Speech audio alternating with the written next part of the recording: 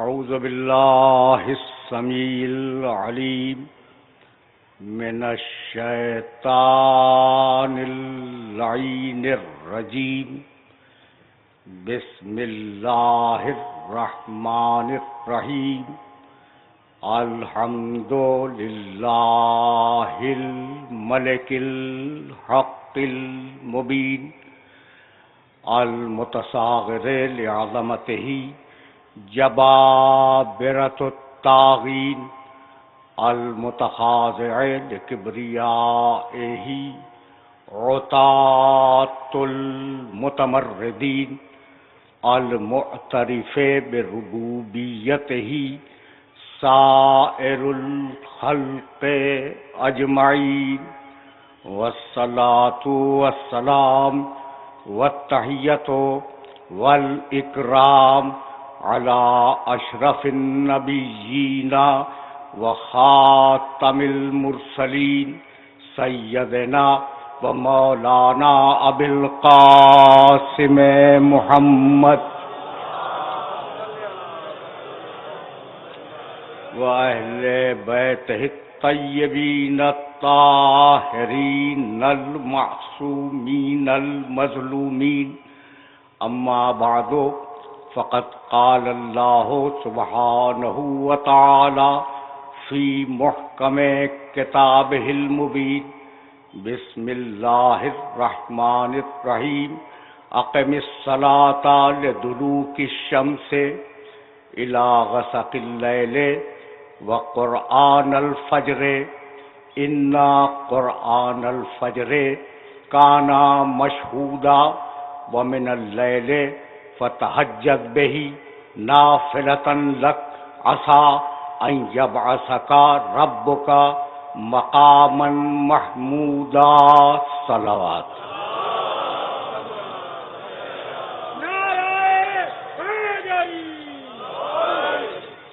عزیزان محترم، مقام محمود اور صدق و حق کے عنوان سے ہم نے جس سلسلے گفتگو کا آغاز کیا ہے یہ اس سلسلے گفتگو کا چوتھا مرحلہ ہے.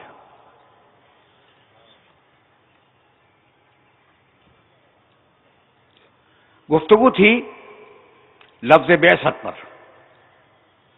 اگر عسیٰ ان یبعثک ربک مقاما محمودا، ان قریب اللہ تمہیں مقام محمود پر مبعوث کرے گا. بعثت کے معنی جانتے ہو؟ لغت عرب میں بعثت کے معنی ہے ابھارنا، بعثت کے معنی ہے اٹھانا، بعثت کے معنی برانگیختہ کرنا. لیکن قرآن کے بعض استعمالات کے مطابق بعثت کے معنی ہے بھیجنا. اب تمہیں حق ہے کہ مجھ سے سوال کرو کہ میں بھیجنے کا مطلب کس آیہ مبارکہ سے اخذ کر رہا ہوں.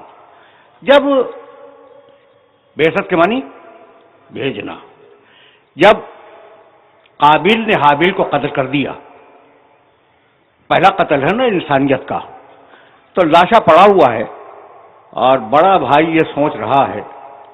اب وہ دن اور آج کا دن بڑے بھائیوں کا کردار تو یہی ہے.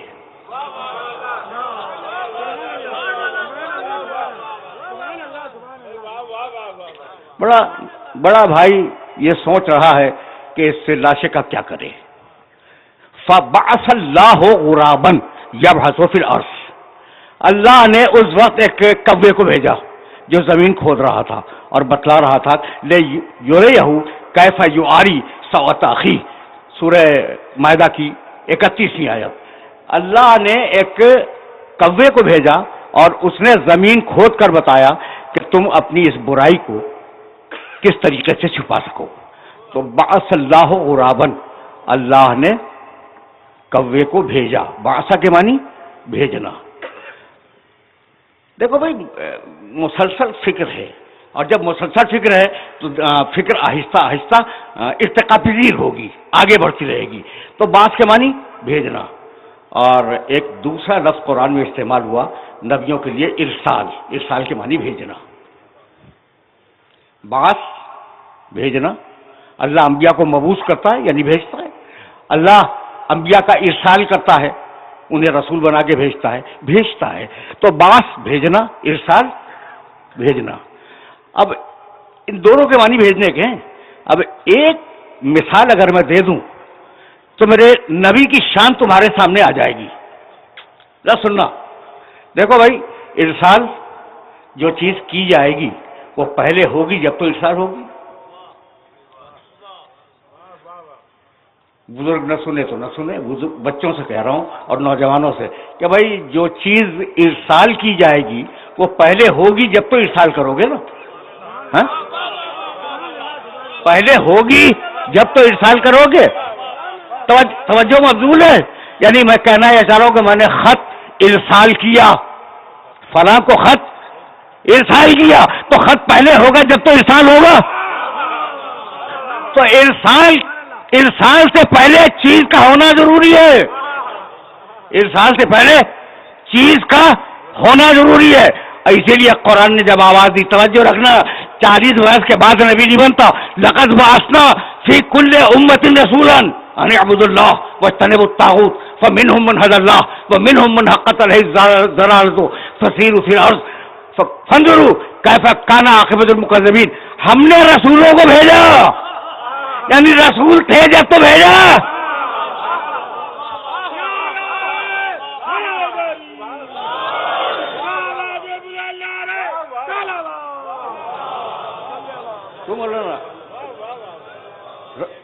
رسول تھے جب تو بھیجا.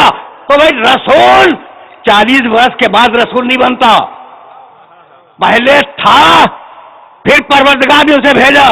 اگر یہ بات واضح ہو گئی تو اب میں آیت پڑھوں اور مشہور ترین آیت وما ارسلناک الا رحمۃ للعالمین. ترجمہ کیا ہے؟ ہم نے تجھے حبیب، ہم نے تجھے رحمت کا رسول بنا کے بھیجا. یہ ترجمہ کرتے ہو نا؟ غلط. رحمت تھی، ہم نے تجھے بھیج دیا.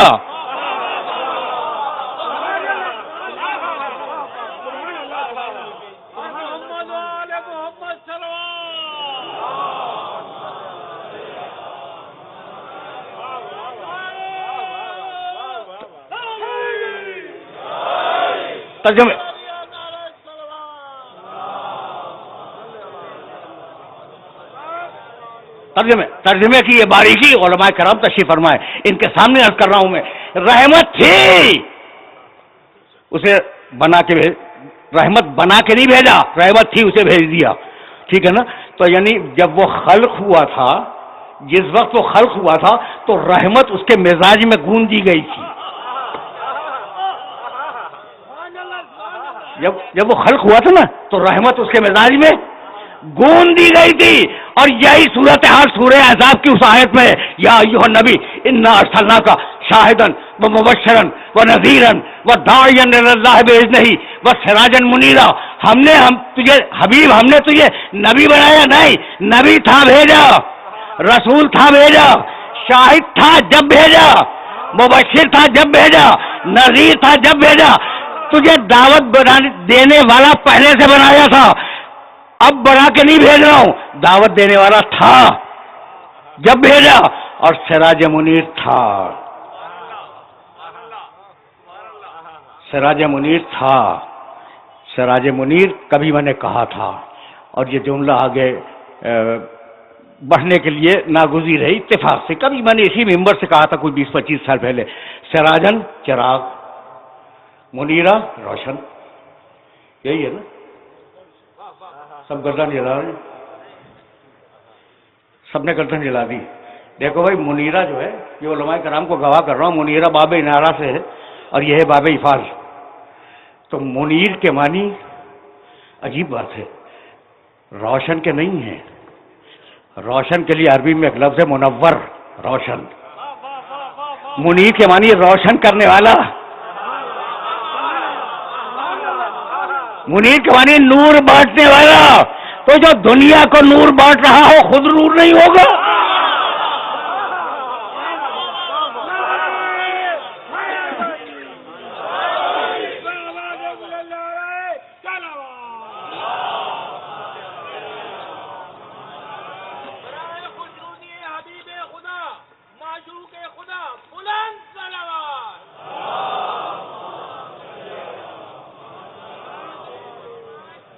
اب میرے ساتھ بہت آہستہ آہستہ چلتے رہو. تو وہ جو رحمت تھا، تخلیق میں رحمت تھا، وہ جو تخلیق میں شاہد تھا، مبشر تھا، نذیر تھا، اسے بہرحال دنیا میں بھیجنا تھا. تو پروردگار کے منصوبے میں تھا کہ اسے آنا ہے. لیکن دیکھو بندوبست کیا کیا، دیکھو فکر بڑھ رہی ہے آگے. اور آج میں فقط 2-3 آیتیں ہدیہ کروں گا اور بات کو اسی پہ مکمل کر دوں گا. عجیب مرحلے فکر ہے. وَإِذْ يَرْفَعُ إِبْرَاهِيمُ الْقَوَاعِدَ مِنَ الْبَيْتِ. دیکھو کتنے مانوس ہیں لوگ آیات قرآنی سے. دیکھو اب آنے والا ہے رسول، اس کے لیے ایک منصوبہ ہے، ایک پوری پلاننگ ہے پروردگار عالم کی. وہی یرفع ابراہیم القواعد من البیت ربنا تقبل منا انک انت السمیع العلیم. پھر سنو ایک مرتبہ، وہی یرفع ابراہیم القواعد من البیت و اسماعیل ربنا تقبل منا انک انت السمیع العلیم ربنا واجعلنا مسلمین لک ومن ذریتنا امة مسلمة لک وارنا مناسکنا وتب علینا انک انت التواب الرحیم ربنا وابعث فیہم رسولا منہم یتلو علیہم آیاتک ویعلمہم الکتاب والحکمہ ویزکیہم انک انت العزیز الحکیم. آرام سے سننا، یہ سورہ بقرہ کی 3 مسلسل آیتیں ہیں، 124، 125، 126. اور ان آیات کو آرام سے سننا. وَإِذْ يَرْفَعُ إِبْرَاهِيمُ الْقَوَاعِدَ مِنَ الْبَيْتِ. وَإِذْ واو الف زال، واو حرف عطف ہے، از اس کے ساتھ لگا ہوا ہے. وَإِذْ کے معنی جانتے ہو؟ وَإِذْ أَخَذَ اللَّهُ مِيثَاقَ النَّبِيِّينَ لَمَا آتَيْتُكُم مِّن كِتَابٍ وَحِكْمَةٍ ثُمَّ جَاءَكُمْ رَسُولٌ مِّنْهُمْ مُصَدِّقٌ لِّمَا مَعَكُمْ لَتُؤْمِنُنَّ بِهِ وَلَتَنصُرُنَّهُ وَإِذْ أَخَذَ اللَّهُ. اس وقت کو یاد کرو جب اللہ نے انبیاء سے میثاق لیا.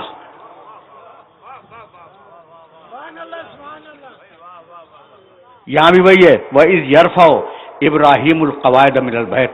اس وقت کو یاد کرو جب ابراہیم اپنے بیٹے اسماعیل کے ساتھ مل کر خانہ کعبہ کی دیواروں کو بلند کر رہے تھے. سن لیا تم نے؟ آرام سے سن لیا نا؟ نہیں بھائی اب آرام سے کہاں سنو گے، آرام سے نہیں سنو گے. وَإِذْ يَرْفَعُ إِبْرَاهِيمُ الْقَوَاعِدَ مِنَ الْبَيْتِ. حبیب اس وقت کو یاد کرو جب ابراہیم و اسماعیل خانہ کعبہ بنا رہے تھے، اس وقت کو یاد کرو.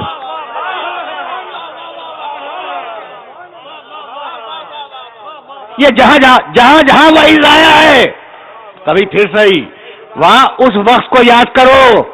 بھائی کل کی مجلس میں میں بھی تھا، تم بھی تھے، میں کہہ سکتا ہوں اس وقت کو یاد کرو. تو خانہ کعبہ بن رہا تھا، میرے محمد کی نگاہ دیکھ رہی تھی.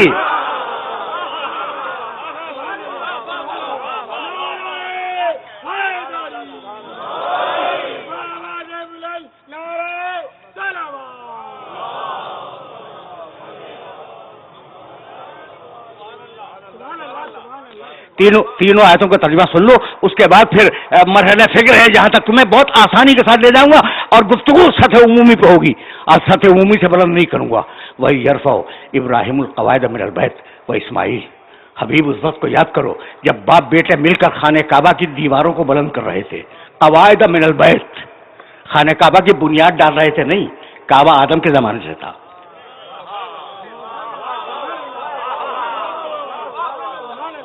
کعبہ آدم کے زمانے سے تھا. اب سیلابوں نے دوسری چیزوں نے اسے محو کر دیا تھا تو دیواریں اٹھا رہے تھے بنیادوں سے، ٹھیک ہے نا. اور کیا کہہ رہے تھے؟ ربنا تقبل منا انک انت السمیع العلیم. پروردگارا ہماری اس عبادت کو قبول فرما، تو سننے والا بھی ہے اور تو جاننے والا بھی ہے.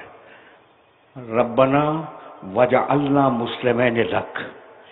ابراہیم اور اسماعیل دونوں مل کر کہہ رہے تھے پروردگار ہم دونوں کو اپنا مسلمان قرار دے.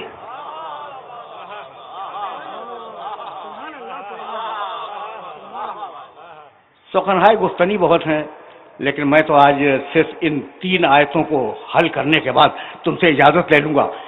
ربنا وجعلنا مسلمین لک.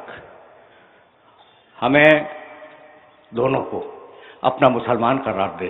وَمِن ذُرِّيَّتِنَا أُمَّةً مُسْلِمَةً لَكَ، اور ہماری نسل میں ایک مسلمان امت کو بھی قرار دے دے. بھائی توجہ رکھنا. اور ہمیں ہماری اس عبادت کی جگہ ہمیں دکھلا دے. تو علینا، ہماری توبہ کو قبول فرما. انک انت التواب الرحیم. ربنا وابعث فیہم، وہ جو ہماری ذریت میں ایک نسل چلے گی نا، ہماری اولاد میں، ابراہیم دعا مانگ رہے اور اسماعیل، ہماری اولاد میں جو ایک نسل چلے گی، ربنا وابعث فیہم رسولا، ایک رسول انہیں مبعوث کر دے. بہت توجہ رہے، ایک رسول انہیں مبعوث کر دے. اس رسول کا کام کیا ہو کہ وہ لوگوں کے سامنے تلاوت آیات کرے، ان کو کتاب کی تعلیم دے، انہیں حکمت کی تعلیم دے، ان کا تزکیہ کرے. مالک میری اس دعا کو قبول فرما لے، ابراہیم نے کہا، اور یہی اسماعیل نے کہا کہ مالک میری اس دعا کو قبول فرما لے. بھائی توجہ رہے، توجہ رہے. اب یہ مرحلہ فکر ایسا ہے کہ جس مرحلہ فکر پر اگر میں نہ کہوں تو مجرم بن جاؤں. بھائی بہت توجہ رکھنا. اسی سورے میں ایک چھوٹی سی آیت کا ٹکڑا ہے، وَاتَّخِذُوا مِن مَقَامِ إِبْرَاهِيمَ مُصَلَّى، مقام ابراہیم پہ نماز پڑھو. کچھ پتا تمہیں یہ مقام ابراہیم کہاں ہے؟ خانہ کعبہ کے اندر ایک پتھر ہے جس کا نام ہے مقام ابراہیم. ایک پتھر ہے خانہ کعبہ میں جس کا نام ہے مقام ابراہیم. جب طواف کر لو اور طواف سے فارغ ہو جاؤ تو مقام ابراہیم کے پاس جا کر 2 رکعت نماز پڑھو. سن رہے ہو؟ جن لوگوں نے حج کیا وہ تو خوب جانتے ہوں گے. تو مقام ابراہیم کے پاس نماز پڑھو. توجہ رہے، اس پتھر کے پاس جس کا نام ہے مقام ابراہیم. وہ پتھر کیا ہے بھائی؟ ابراہیم و اسماعیل جب دیواریں بلند کر رہے تھے تو جب دیواریں بہت اونچی ہو گئیں تو پتھر کی ضرورت ہوئی.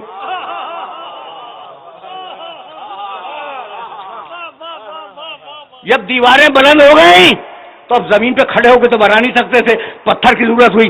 ابراہیم کے لیے پتھر رکھا گیا اور ابراہیم نے اس پہ کھڑے ہو کر خانہ کعبہ کی تعمیر کی. اب وہ پتھر اتنا نبی پسند تھا کہ پتھر نے ابراہیم کے نقش قدم جذب کر لیے.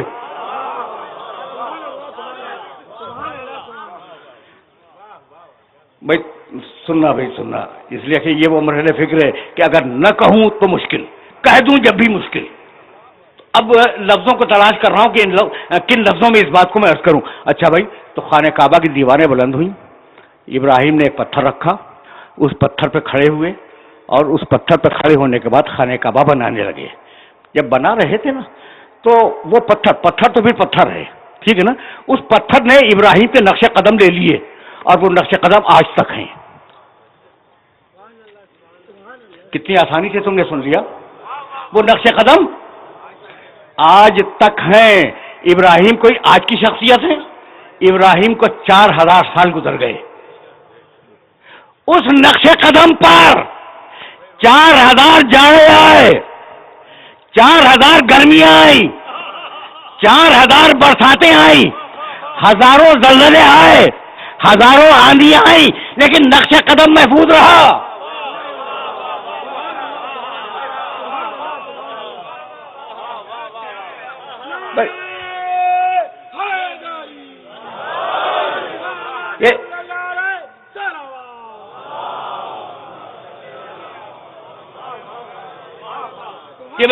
یہ میسج پہنچ رہا ہے بھائی، یہ زندہ معجزہ ہے. جاؤ کعبے میں دیکھو، آج بھی ابراہیم کے نقش قدم رکھے ہوئے ہیں. نقش قدم ابراہیم کے 4000 برس بعد بھی محفوظ رہے. بھائی ان عقل کے اندھوں کو کیا کہوں کہ اگر نبی کہیں قدم رکھ دے تو جگہ اجزاء کی نشانی بن جائے، اور جس زمین میں نبی آرام فرمائے. سن رہے؟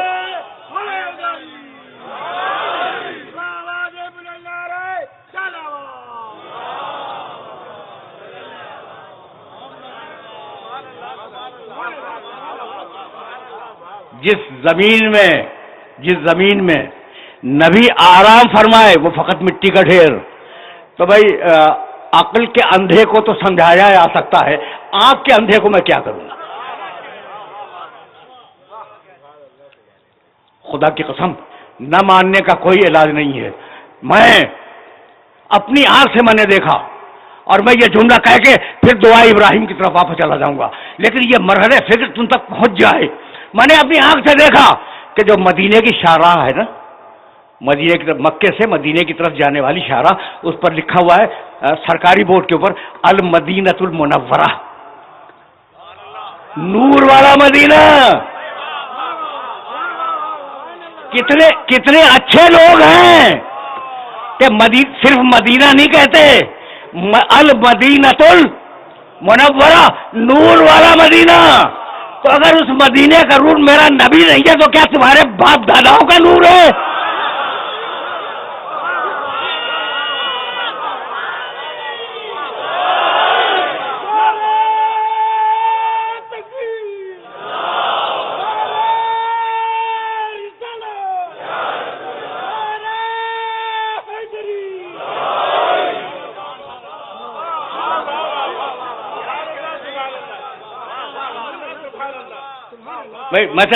میسج پہنچ رہا ہے نا، تو اب واپس چلو دعا ابراہیم کی طرف. بھائی بہت توجہ رہے، اس لیے کہ میں چاہوں گا کہ آج کی محنت سوارت ہو جائے اور کچھ گوشے ان آیات مبارکہ کے تمہارے سامنے واضح ہو جائے. بھائی بہت توجہ رہے. ابراہیم نے دعا کیا مانگی؟ بھائی بہت توجہ. ربنا وجعلنا مسلمین لک، ہم دونوں کو اپنا مسلمان قرار دے دے. ایک دعا. اس کے بعد ہماری نسل میں مسلمان لوگ رہیں، دوسری دعا. دہرانے کی ضرورت تو نہیں ہے. اور اس مسلمان نسل میں ایک نبی مبعوث ہو جائے، تیسری دعا. سن لیا تم نے؟ یہ تینوں دعائیں یاد رکھو گے نا. ربنا وجعلنا مسلمین لک. ابراہیم نے کہا مالک مجھے اپنا مسلمان قرار دے. اسماعیل نے کہا مالک مجھے اپنا مسلمان قرار دے. اب یہ تو ممکن نہیں ہے کہ دو صاحب عزم اور دو معروف و مشہور انبیاء، ابراہیم تو اولوالعزم ہے، اسماعیل غیر اولوالعزم ہے، لیکن دونوں مشہور انبیاء میں یہ دعا مانگے اور وہ رد ہو جائے تو قبول تو ہوئی. اب قرآن میں ڈھونڈیں کہ پروردگار نے کہیں ان کی دعا کو قبول کیا ہے یا نہیں. پہلی دعا کیا ہے؟ ربنا وجعلنا مسلمین لک، مالک مجھے اور میرے بیٹے اسماعیل کو اپنا مسلمان قرار دے. سورہ صافات میں پروردگار نے جواب دیا فلما اسلما، ہم کہتے ہیں کہ ابراہیم بھی مسلمان تھا، ہم کہتے ہیں کہ ابراہیم بھی مسلمان تھا، ہم کہتے ہیں کہ اسماعیل بھی مسلمان تھا. اور دلیل بھی دی، ابراہیم کے مسلمان ہونے کی دلیل دی. وَتَلَّهُ لِلْجَبِينِ، ہم کہتے ہیں ابراہیم مسلمان تھا اس لیے کہ اس نے بیٹے کو قربانی کی جگہ پہ لٹا دیا. بہت دور تک میرے محترم سننے والے سن رہے ہیں. آیت کو پھر ریپیٹ کروں گا تاکہ مجھے استدلال. دیکھو بھائی اگر فضیلت کا کوئی رخ نکل آئے تو میں سرسری تو گزر نہیں سکتا، اس مرحلے سے سرسری گزر نہیں سکتا. اب جہاں جہاں میرے سننے والے سن رہے ہیں انہیں پھر آیت ہدیہ کر رہا ہوں اور اس کے بعد استنباط کرنا چاہ رہا ہوں. بھائی پھر واپس چلو. ربنا وجعلنا مسلمین لک، مالک ہم دونوں کو اپنا مسلمان قرار دے.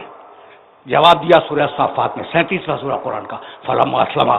ہم کہتے ہیں ابراہیم مسلمان تھا، ہم کہتے ہیں اسماعیل مسلمان تھا.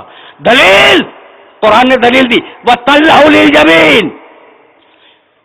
ابراہیم اس لیے مسلمان تھا کہ اس نے اپنے بیٹے اسماعیل کو قربانی کی جگہ پہ لٹا دیا.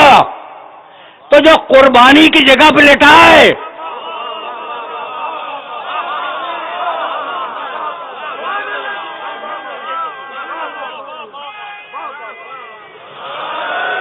جو قربانی کی جگہ پر اپنے بیٹے کو لٹا دے اسے قرآن نے کہا مسلمان.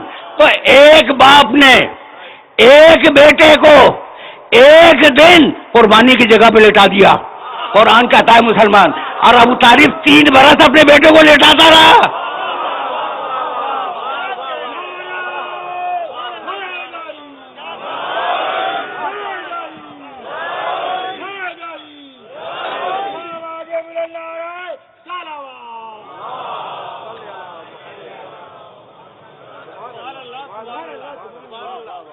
تیزی کے ساتھ گزر رہا ہوں اس لیے کہ مقام فکر معین ہے. اچھا بھائی، تو ایک دعا دیکھ لی تم نے، کہا ہمیں اور ہمارے بیٹے اسماعیل کو اپنا مسلمان قرار دے. دعا کا جواب آیا، ابراہیم بھی مسلمان، اسماعیل بھی مسلمان. یہ ایک دعا پوری ہو گئی نا. اور اب دوسری دعا اور عجیب مرحلے فکر پر. پروردگار ہماری نسل میں ایک مسلمان امت چلتی رہے. ربنا وجعلنا مسلمین لک ومن ذریتنا امتا مسلمتا لک. ہماری نسل میں مسلسل مسلمان چلتے رہیں. ٹھیک ہے نا، دعا ہے. اب رب تو ہو نہیں سکتی ابراہیم کی دعا. سورہ قصص میں آواز آیا، الذین آتیناہم الکتاب من قبلہ ہم بہ یؤمنون اذا یتلی علیہم قالوا آمنا بہ انہ الحق من ربنا انا کنا من قبلہ مسلمین. وہ لوگ جنہیں ہم پہلے ہی کتاب دے چکے ہیں، جب کتاب انہیں سنائی جاتی ہے تو کہتے ہیں کہ ہم تو پرانے مسلمان ہیں، اس پہ ایمان رکھتے ہیں.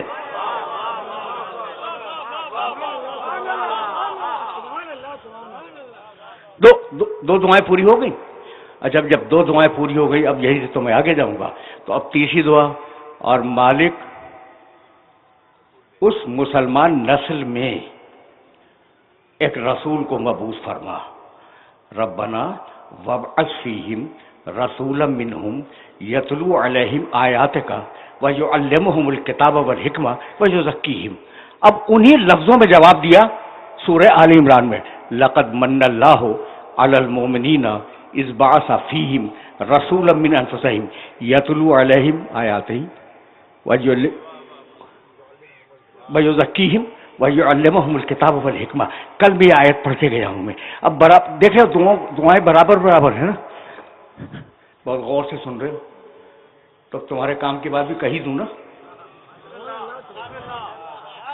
بھئی یہ تو ابراہیم کی 3 دعائیں تھیں جو ایک آیت میں تھیں، اور اب 2 مختلف سوروں میں 2 دعائیں ابراہیم کی، اور ان دونوں کو تمہارے سامنے پیش کر دوں. بھئی کہنے لگے، سورہ ابراہیم 14واں سورہ قرآن مجید کا، فَاجْعَلْ أَفْئِدَةً مِّنَ النَّاسِ تَهْوِي إِلَيْهِمْ.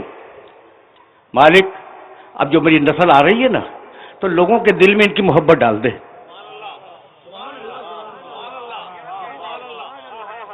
یہ جو میری نسل آ رہی ہے تو اس نسل کی محبت ڈال دے لوگوں کے دل میں. اب اس دعا کا کوئی جواب تو ہوگا نا پورے قرآن میں. اور ایک اور آیت ہے جو سورہ شعراء میں ہے، وَاجْعَلْ لِي لِسَانَ صِدْقٍ فِي الْآخِرِينَ. اور آخر زمانے میں میری سچائی کو ایک زبان دے دے.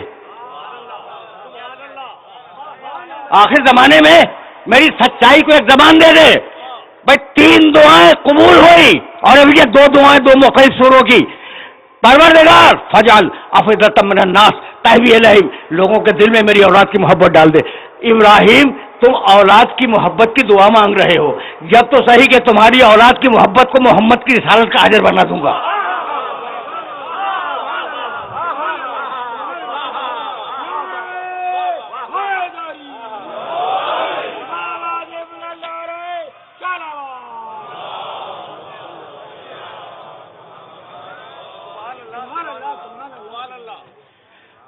اب ایک دعا رہ گئی ابراہیم کی. اب ظاہر ہے کہ پھر یہاں سے مجھے آگے بڑھ جانا ہوگا. اس دعا کے لیے تو میں روک رہا ہوں، اور پوری طرح متوجہ ہو جاؤ تو اب دعا پڑھ دوں. پوری طرح متوجہ ہو، پوری طرح کنکلوڈ کرو، تو پھر وہ آیت پڑھوں گا. اور آیت پڑھ رہا ہوں اپنی طرف سے نہیں، اپنے باپ دادا کی کتاب سے نہیں پڑھ رہا ہوں، قرآن مجید سے پڑھ رہا ہوں. پہلی دعا ہم دونوں کو اپنا مسلمان قرار دے. جواب تم نے سن لیا، ہاں ہم کہتے ہیں تم دونوں مسلمان. دوسری دعا ہماری نسل میں مسلمان چلتے رہیں. جواب دیا کہ ہیں، جب قرآن آتا ہے تو کہتے ہیں ہم تو پہلے سے ایمان رکھتے ہیں. تیسری دعا ان میں رسول کو مبعوث کر دے. دیکھو بھائی، اب اس میں ایک چیز بتا دوں. کب دعا مانگی تھی ابراہیم نے کہ ایک رسول مبعوث کر دے؟ 4000 برس پہلے. اور دعا قبول ہوئی 4000 برس کے بعد. تو اگر دعا کی قبولیت میں تاخیر ہو جائے تو پریشان ہونے کی ضرورت نہیں ہے.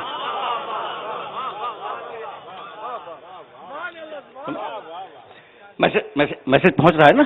اچھا بھائی، بہت آرام سے آگے بڑھوں گا، بہت آرام سے آگے بڑھوں گا، اس لیے کہ یہ دعائے ابراہیم میں چاہ رہا تھا کہ آج پہنچ جائے، پھر میں مقام محمود کی طرف آگے بڑھوں گا۔ بہت توجہ رہے، پھر اس میں رسول کو مبوس کر دے۔ یہ تینوں دعاؤں کا جواب تم نے سن لیا، اور اب چوتھی دعا، میری اولاد کی طرف لوگوں کے دل مائل کر دے۔ ٹھیک؟ کہنے لگا کہ تم تو فقط اتنا چاہتے ہو کہ لوگ تمہاری اولاد سے محبت کریں، ہم تو رسالت کا اجر بنا دیں گے تمہاری اولاد کی محبت کو۔ قل لا اسألکم علیہ اجرا الا المودۃ فی القربی۔ اب یہ 4 دعائیں ہو گئی، تو اب 5ویں دعا سنو، اگر تم تک پہنچ گئی تو بس میری آج کی محنت سوارت ہے۔ وَاجْعَلْ لِي لِسَانَ صِدْقٍ فِي الْآخِرِينَ۔ مالک آخر زمانے میں میری سچائی کو ایک زبان دے دے۔ یہ سورہ شعراء ہے، 26واں سورہ، میری سچائی کو ایک زبان دے دے۔ سورہ مریم میں آواز آئی وَجَعَلْنَا لَهُمْ لِسَانَ صِدْقٍ عَلِيًّا، ہم نے آخر زمانے میں علی کو لسان صدق بنا کے بھیج دیا۔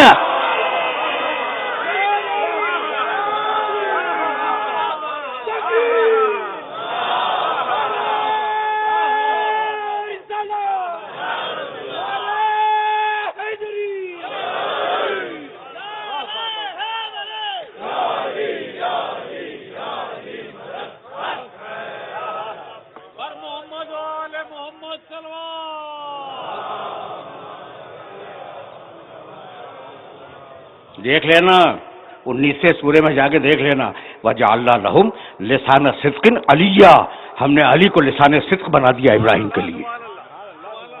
کہاں کہاں علی سے بھاگو گے؟ پوچھتے تھے نا کہ علی کا نام کہاں ہے، تو اس آیت کو یاد رکھنا 19 سورے میں۔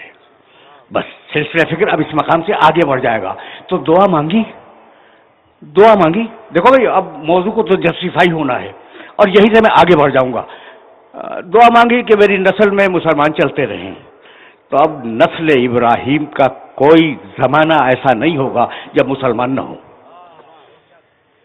یہ استدلال تو سمجھ رہے ہو نا؟ نسل ابراہیم میں ہر زمانے میں مسلمان ہوں گے۔ تو جب اللہ بھائی توجہ رہے، اس لیے کہ میں لفظوں کا انتخاب کر رہا ہوں کہ کن لفظوں میں اس بات کو بیان کروں۔ مجھے اور میرے بیٹے اسماعیل کو اپنا مسلمان قرار دے۔ وَمِن ذُرِّيَّتِنَا أُمَّةً مُسْلِمَةً لَكَ۔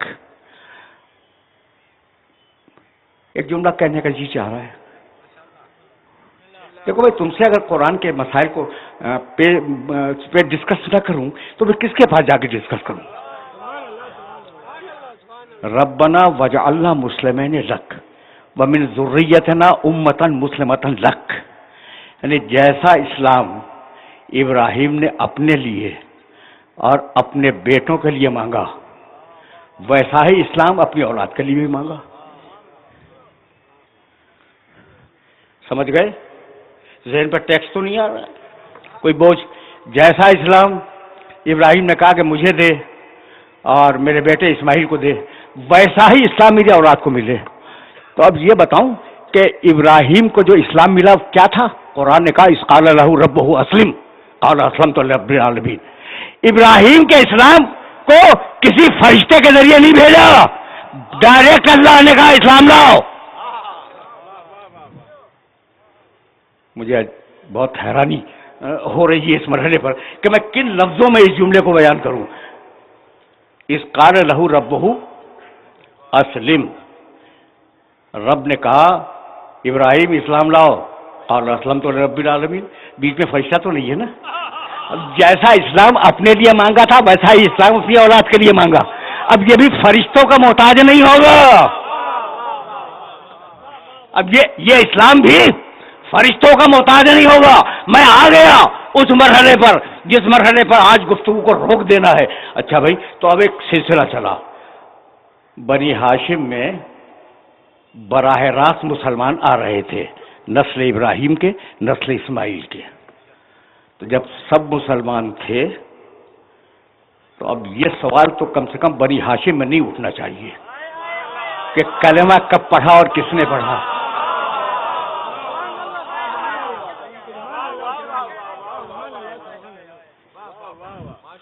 دیکھو بڑے عجیب اور ڈفرینٹ موضوعات کے اوپر تمہیں خطاب کر رہا ہوں میں، اور چاہ رہا ہوں کہ فکریں کھلتی چلی جائیں. اعتراض تو کرو میری بات پر، کرو. میں نے کیا کہا کہ بنی ہاشم میں سب مومن تھے. کیا بنی ہاشم میں ابو لہب نہیں تھا؟ آپ سے پوچھ رہا ہوں. پھنس گئے یا نہیں پھنس گئے؟ تو چیلنج کر رہا ہوں کہ ابو لہب موحد تھا، انکار محمد سے ابو لہب بنا ہے. تب خبردار توحید رسالت نہ کرنا، ورنہ ابو لہب بنا کے چھوڑ دے گا.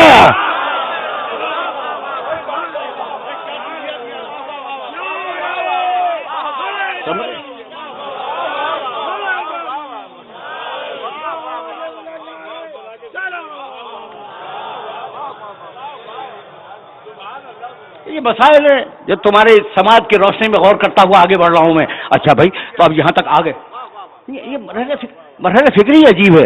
تو اب میں واقعات تو بیان نہیں کیا کرتا، لیکن اب وہ منزل آئی ہے کہ میں بیان تو کروں گا، بیان تو کروں گا. وہ ابرہہ کا واقعہ کسے نہیں معلوم؟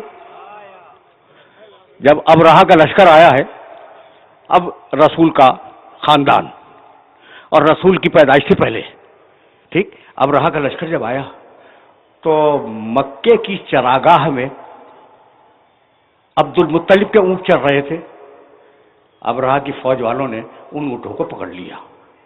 واقعہ سب کو معلوم ہے، لیکن میں تو ڈاکومنٹیشن کر رہا ہوں. وہ واقعات تو سبھی کو معلوم ہوتے ہیں نا، دستاویز بن جائے. پکڑ کے لے گئے. عبد المطلب کو خبر ہوئی کہ میرے اونٹ ابرہہ کی فوج والوں نے پکڑ لیے ہیں. پیغام بھیجا کہ میں ملنا چاہتا ہوں. بادشاہ وقت ہے اپنے زمانے کا، ابرہہ یمن کے علاقے کا. اس نے وقت دیا، اور یہ سوچ کر کے سردار مکہ آ رہا ہے تو ظاہر ہے کہ کعبے کی بات کرے گا. وہ سیدھی بات ہے. آئے، بڑا احترام کیا اس نے، کھڑا ہوا، بٹھایا اور کہنے لگا آپ نے کیسے رحمت کی؟ کہنے لگے تیری فوج کے لوگوں نے میرے اونٹ پکڑ لیے. خدا کی قسم عبد المطلب کا جملہ سننا، اور اگر یہ جملہ پہنچ گیا تو میری محنت سوارت ہے. تیری فوج کے لوگوں نے میرے اونٹ پکڑ لیے ہیں، میرے اونٹ واپس دلوا دے. کہنے لگا عبد المطلب آپ سردار مکہ ہیں، سردار قریش ہیں، میں سمجھا تھا کہ آپ خانہ کعبہ کے بارے میں بات کرنے آئے ہیں. تو آپ کی شان میری نگاہوں میں کم ہو گئی. ایک مرتبہ گھور کے دیکھا عبد المطلب نے ابرہہ کو، اور کہنے لگے اوکلمو کا فی مال الذی املکہ، میں تو اپنے اس مال کے بارے میں بات کر رہا ہوں جو میری ملکیت ہے. وَإِنَّ لِلْبَيْتِ رَبًّا، یہ بھی ہے، اور اس کا مالک کوئی اور ہے، وہ اس کی حفاظت کر دے گا. مجھ سے کیا مطلب؟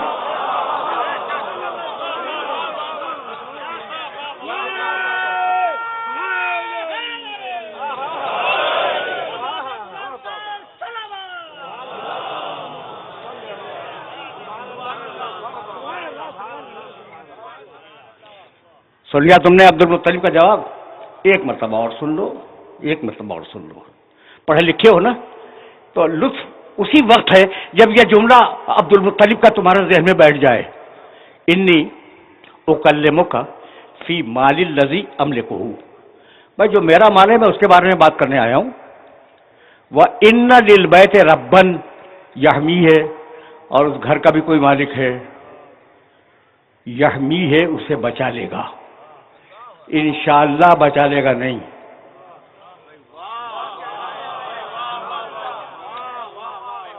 بھائی پہچانو میرے نبی کے دادا کو.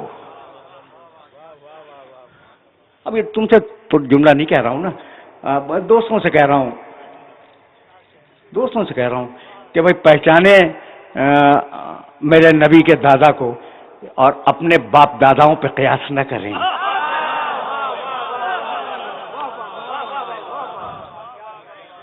پھر سننا بھائی، پھر سننا، پھر سننا. ان للبیت ربن، یحمی ہے. ان کا ترجمہ کرو، ان للبیت ربن یحمی ہے. یقیناً اللہ، جو یہ لات و حبل کی بات نہیں ہے، منات کی بات نہیں ہے، اس گھر کا ایک مالک ہے، ایک رب ہے. یقیناً وہ اسے بچا لے گا. یہ یقیناً کہاں سے آ گیا؟ عبد المطلب کہنا ہی تھا تو کہتے کہ انشاءاللہ اللہ نے چاہا تو اسے بچا لے گا. یقیناً بچا لے گا. یعنی عبد المطلب کی نگاہ لوح محفوظ کو دیکھ رہی تھی کہ ہونے والا کیا ہے. عبد المطلب کی نگاہ لوح محفوظ کو دیکھ رہی تھی کہ کیا ہونے والا ہے. بھائی یہاں تک اگر آ گئے تو ایک جملہ سنو اور اس جملے کے بعد پھر میں آگے بڑھوں گا. سفینۃ البحار جب پورا مکہ گھر گیا ابرہہ کی فوج سے اور دوسرے دن حملہ ہونے والا ہے تو عبد المطلب نے اپنے کسی بیٹے سے کہا, بیٹے کا نام نہیں ہے, اولو ابا قبیس, جاؤ ابو قبیس کی چوٹی پہ جاؤ, ایک پہاڑ کا نام ہے, ابو قبیس کی چوٹی پہ جاؤ.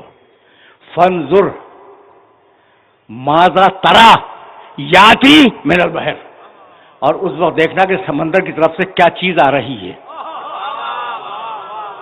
صرف یہ علم نہیں تھا کہ اللہ بچا لے گا, یہ بھی علم تھا کہ پرندوں کے ذریعے بچائے گا.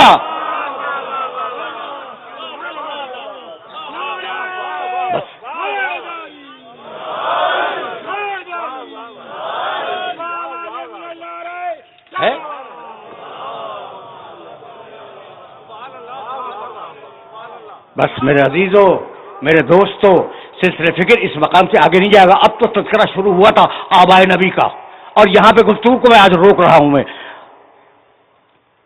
پیغمبر کے والد ولادت سے پہلے انتقال کر گئے. 6 برس کی عمر تھی, والدہ اس دنیا سے گئیں, اور براہ راست عبد المطلب کی نگرانی میں رسول آئے. 2 برس عبد المطلب کی نگرانی میں رہے, اور جب عبد المطلب اس دنیا سے جا رہے تھے تو انہوں نے بچے کو اٹھا کر ابو طالب کی گود میں بٹھا دیا, اور اب ابو طالب کی نگرانی میں رہے یہاں تک کہ محمد رسول اللہ کی شخصیت رسالت سے ہمکنار ہوئی.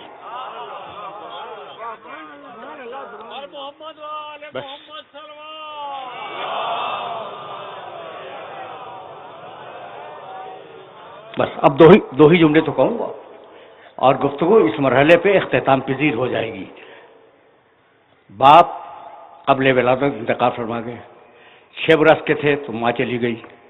2 سال عبد المطلب کے پاس رہے. جب 8 برس کے ہوئے عبد المطلب گئے, اور 8 برس کی عمر سے لے کر اعلان رسالت تک ابو طالب کی سرپرستی میں رہے. یہی وجہ ہے کہ جب پہلی وحی آئی, بس یہ جملہ ہدیہ کر رہا ہوں اور اب میں کچھ نہیں کہوں گا, یہ جملہ تمہاری سماعت کو ہدیہ کر رہا ہوں. جب پہلی وحی آئی اور حکم ہوا کہ نبوت کا اعلان کر دو تو گھر میں آئے, اور آنے کے بعد سیدھے چچا کے پاس آئے, اور چچا سے جانتے ہو کہنے کیا لگے, یا ان الامر قد جاءنی. پورے مجمع پہ سناٹا ہے, ترجمہ کروں گا تو پھر سمجھو گے, اور ترجمہ ہی کروں گا, تشریح نہیں کروں گا.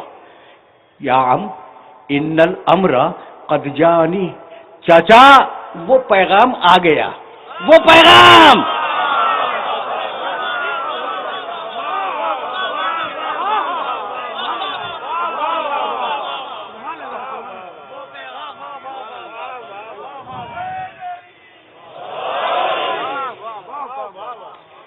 سمجھ گئے نا لوگ, کہنے کی ضرورت نہیں, وہ پیغام. اچھا آپ وہ جانتے ہیں, وہ بے توجہ رہے, میں آپ سے پوچھ رہا ہوں, میں وہ جانتے ہیں؟ اچھا پورا مجمع کہے گا بھائی کیا بےہودہ بات ہے, وہ جانتے ہیں؟ بھائی پہلے نام تو لو پھر کہنا وہ, پہلے بتاؤ تو پھر کہنا وہ. تو وہ کہنا خلاف عقل ہے اگر پہلے اس کا نام نہ لیا جائے. چاچا وہ پیغام آ گیا, جیسے بھتیجے کے علم میں ہے وہ پیغام, ویسے ہی چچا کے علم میں ہے وہ پیغام.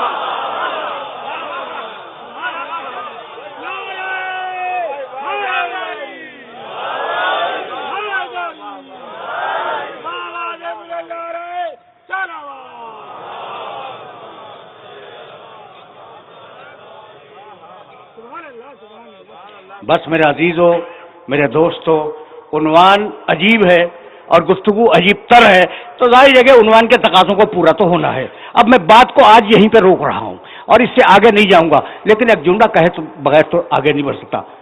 ان الامر قد جاءنی، چچا وہ پیغام آ گیا. آگے کا جملہ پڑھوں، پورا جملہ نہیں ہے یہ، صرف اتنا نہیں کہا کہ وہ پیغام آ گیا. کہنے لگے فماذا عندک یا ام، چچا آپ کی رائے کیا ہے؟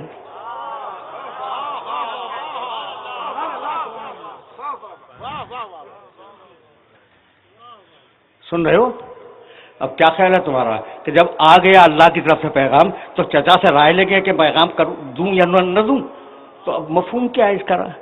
چچا پیغام تو آ گیا اور مجھے ہر حال میں اس پیغام کو پہنچانا ہے. اب طریقہ کیا ہو آپ بتا دیں.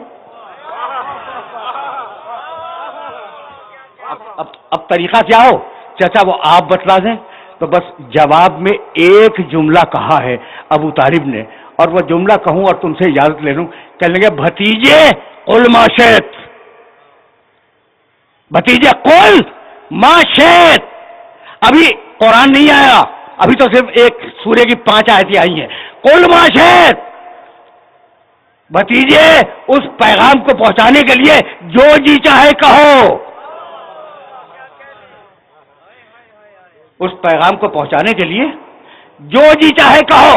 قل ما شئت، قل کہو جو جی چاہے کہو.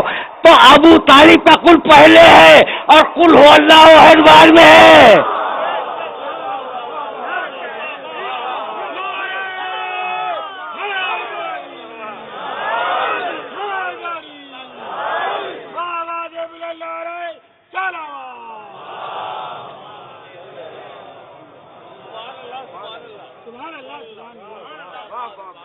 بس آج کی تقریر اس مرحلے پہ اختتام پذیر ہوئی.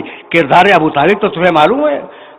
کہنے لگے جب ابو لہب نے ہاتھ اٹھایا تھا ذوالعشیرہ میں میرے نبی کو مارنے کے لیے تو کہا ہاتھ نیچے کر ورنہ توڑ دوں گا. اور کہنے لگے کہ بھتیجے کہو جو جی چاہے کہو. ما سلقک لسان الا وقطعته، کوئی زبان اگر تیرے خلاف بولی اسے کاٹ دوں گا. زبان کاٹ دوں گا، ہاتھ توڑ دوں گا. 2 ہی چیزوں سے دشمنی کی جاتی ہے، یا زبان سے یا ہاتھ سے. اور ابو طالب نے ذمہ داری لی ہے کہ جو محمد کے خلاف بولا اس کی زبان کاٹ دوں گا، جس نے محمد کے خلاف ہاتھ اٹھایا اس کا ہاتھ توڑ دوں گا. تو اب سمجھ میں آیا کہ ابو طالب سے دشمنی ہے کیوں.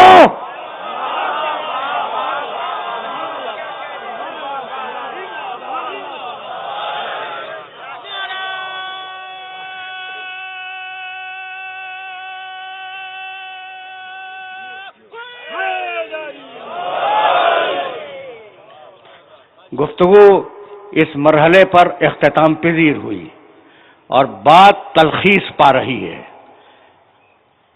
اب کہاں کی باتیں میں عرض کروں، اور کبھی کنفیوز ہو جاتا ہوں کہ کیا بیان کروں اور کیا بیان نہ کروں، لیکن اب دامن وقت میں گنجائش نہیں ہے. اچھا بھائی، تو ہوا سماکم المسلمین من قبل وفی ھذا، سورہ حج 22واں سورہ قرآن مجید کا. ملت ابیکم ابراہیم، یہ جو دین ہے نا تمہارے باپ ابراہیم کا مذہب ہے. ابھی ابراہیمی کا تذکرہ ہو رہا تھا. یہ دین اسلام تمہارے باپ ابراہیم کا دین ہے. ہوا سماکم المسلمین، اس نے تمہارا نام رکھا ہے مسلمین. اب سمجھ میں آیا؟ مالک مجھے مسلمان قرار دے، میرے بیٹے اسماعیل کو مسلمان قرار دے، میری ذریت کو مسلمان قرار دے. ابو طالب کا پورا گھرانہ مسلمین ہے. ایک جملے سے جا رہا ہوں مصائب کی طرف. ابو طالب کا پورا گھرانہ مسلمین پہ مشتمل ہے. کربلا کا پہلا شہید مسلم.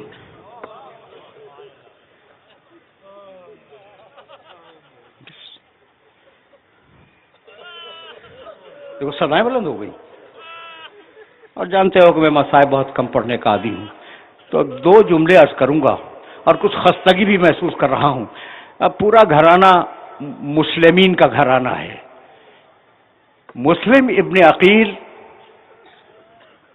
کربلا کے پہلے شہید ہیں جو کربلا سے دور شہید ہوئے. مسلم کے 4 بیٹے تھے. 2 نوجوان بیٹے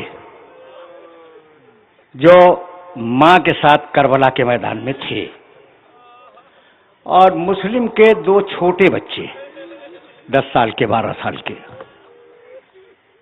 جنہیں مسلم اپنے ساتھ کوفے لے گئے تھے۔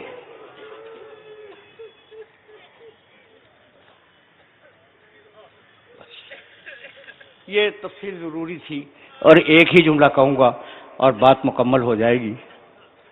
تو 4 بیٹے مسلم کے، 2 چھوٹے جو تھے وہ مسلم کے ساتھ گئے تھے، 2 جو ذرا نوجوان تھے وہ کربلا میں ماں کے ساتھ آئے تھے۔ کربلا میں جب بنی ہاشم میں بحث چلی ہے کہ انصار کے بعد پہلے کون جائے، تو سب سے پہلے جو بڑھا وہ عبداللہ ابن مسلم تھا، مسلم کا بڑا بیٹا۔ کہنے لگا فرزند رسول میں جاؤں گا، 2 جملے سنو اور مجھے اجازت دے دو۔ تاریخ کہتی ہے کہ بنی ہاشم کا پہلا شہید جب میدان میں آیا عبداللہ ابن مسلم، تو بڑھ بڑھ کر حملے کر رہا تھا، اور لوگ پوچھ رہے تھے یہ کس کا بیٹا ہے۔ ایک دوسرے سے لشکر یزید کے لوگ سوال کر رہے تھے یہ بیٹا کس کا ہے۔ بڑھتا ہوا حملے کرتا ہوا آگے بڑھ رہا تھا کہ ایک مرتبہ ایک تیر چلا۔ روایت کہتی ہے کہ اس بچے نے تیر کو ہاتھوں سے روکنا چاہا، ہاتھ پیشانی سے پیوست ہو گیا۔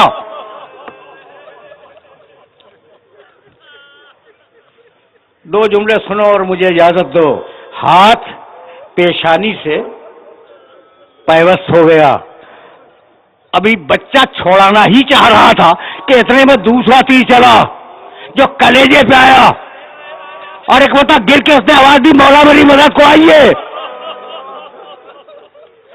کربلا کا واقعہ نویس لکھتا ہے کہ کچھ نہیں معلوم کہ جب تیر نکالا گیا تو پہلے تیر نکلا یا روح نکل گئی۔ تم نے گریہ کیا، تم نے گریہ کیا، اور تم جانتے ہو کہ میں طویل مصائب نہیں پڑھا کرتا۔ ابو الفضل حسین کے ساتھ بچے کی لاش کو خیمے میں لائے، بیویاں کھڑی ہوئی ماتم کر ہی رہی تھی کہ اتنے میں خبر آئی کہ دوسرا بیٹا بھی شہید ہو گیا۔ تم رو چکے، دونوں بچوں کی لاشیں آ گئی نا۔ جب قافلہ چلا ہے کربلا سے کوفے کی طرف تو دونوں کے سر کاٹے گئے اور وہ نوکے نیزہ پہ تھے۔ جب قافلہ کوفے میں وارد ہوا ہے تو شہزادی رقیہ مسلم کی زوجہ وہ سوار تھی ناکے پر، بیٹوں کے سر ساتھ جا رہے تھے۔ ایک مرتبہ ان کی نگاہ پڑی کہ دارالعمارہ کے دروازے پر ایک سر لٹکا ہوا ہے۔ پوچھنے لگی کہ بیویوں یہ سر کس کا ہے؟ دیکھو زوجہ مسلم کی آنکھوں کا نور ختم ہو گیا تھا۔ کسی بیوی نے پکار کے کہا کہ رقیہ یہ تمہارے شوہر مسلم کا سر ہے۔ بس یہ سننا تھا کہ آواز دی مسلم میں جو 2 بیٹے لے گئی تھی ان کے سر تو ساتھ لائی ہوں، تمہارے ساتھ جو چھوٹے چھوٹے بچے تھے وہ کہاں؟